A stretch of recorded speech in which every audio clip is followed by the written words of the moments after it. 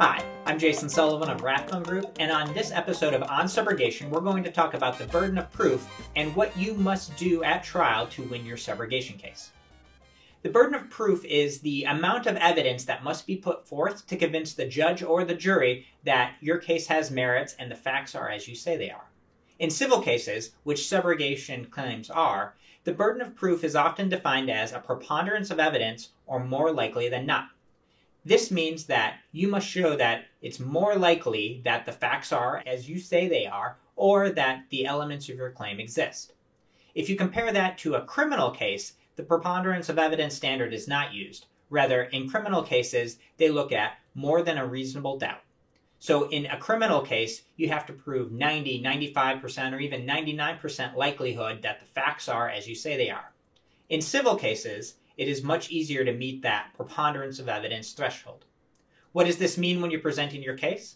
Well, each claim that you're going to have is going to have elements. So a tort claim is going to require proof that there's a duty, that the defendant breached the duty, that that breach caused damages, and then that damages actually exist. If you can show facts to support all four elements beyond a preponderance of the evidence, you will win your case.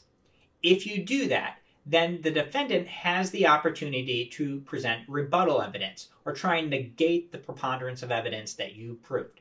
The defendant then will put forth other facts and try to show that actually it's not more likely than not, that in fact it's less than 50% likely that the facts are as you say they are.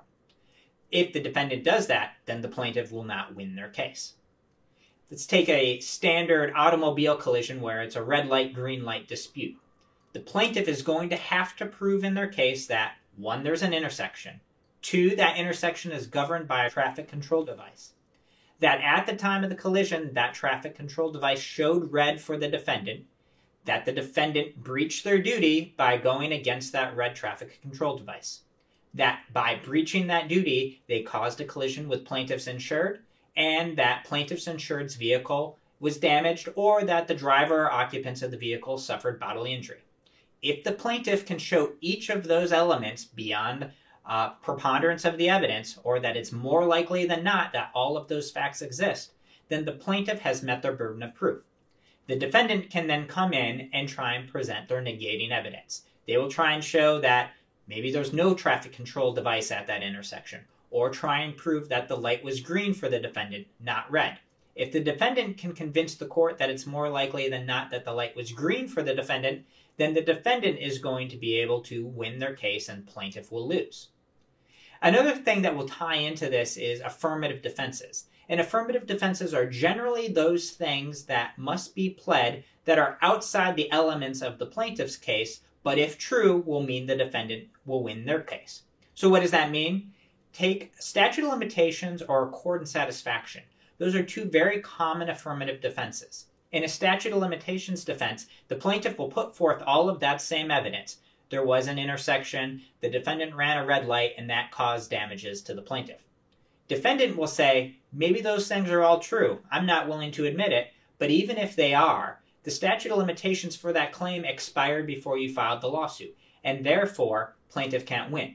Now, on a statute of limitations affirmative defense, the defendant has the burden of proof. They must show by preponderance of the evidence that the statute of limitations expired. Plaintiff then, if that is shown by the defendant, would have the requirement to present the negating evidence to show, no, actually this is within the statute of limitations, and if plaintiff can do that, they can still proceed forward with their case.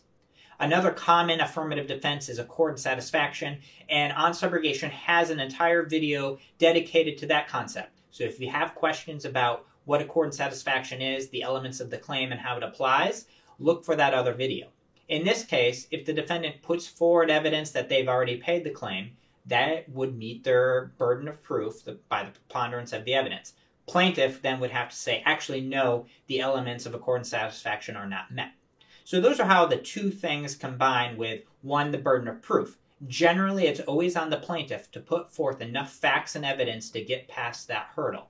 Then the defendant can negate the evidence. If the defendant's going to raise an affirmative defense, the defendant has the burden of proof, preponderance of evidence in the civil case. Again, I'm Jason Sullivan for On Subrogation and the Rathbone Group. If you have any questions, feel free to email us at video@rathbonegroup.com. We'll also take any suggestions you have for future videos or topics on things that you see in your subrogation handling. For On Subrogation, that's the long and short of it.